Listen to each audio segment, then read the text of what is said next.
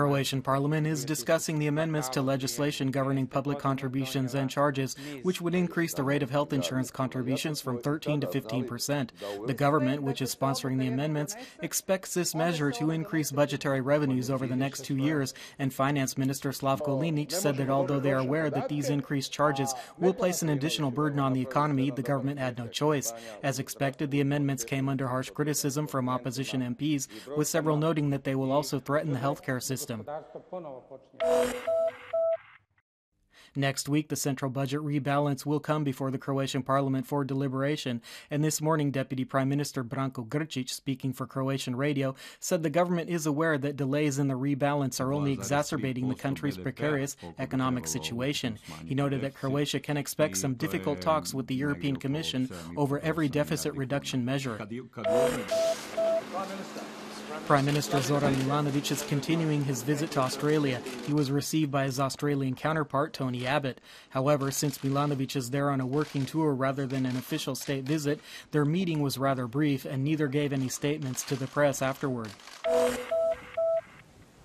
In the mutual genocide cases between Croatia and Serbia before the International Court of Justice, the Serbian side is continuing to present its counter-arguments against Croatia's suit and also began to put forth its countersuit.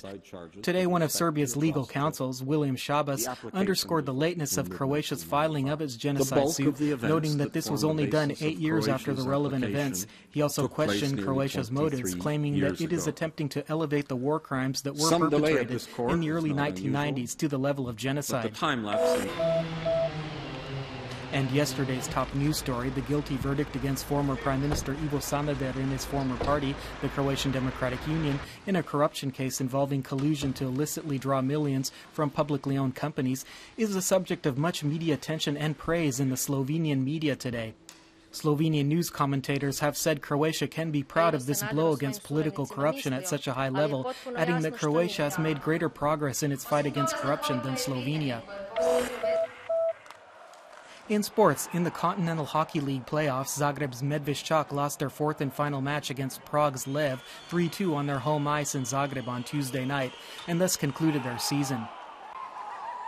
In men's tennis, Croatia's Marin Cilic made it to the final 16 of the ATP Masters tournament in Indian Wells, California, after defeating Spain's Tommy Robredo in the third round, 6-4, 6-3.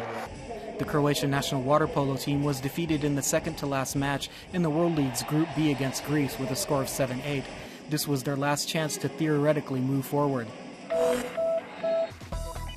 And finally, the weather forecast for the rest of the day. Skies will be largely clear and sunny conditions will prevail throughout the country. Moderate northerly and northeasterly winds will blow inland, while light to moderate bore winds will blow on the northern coast, with westerly and southwesterly winds in the south. The sea will be slightly to moderately wavy, while visibility will be excellent. Today's high temperatures range from 13 to 17 degrees Celsius inland and from 16 to 19 degrees on the coast.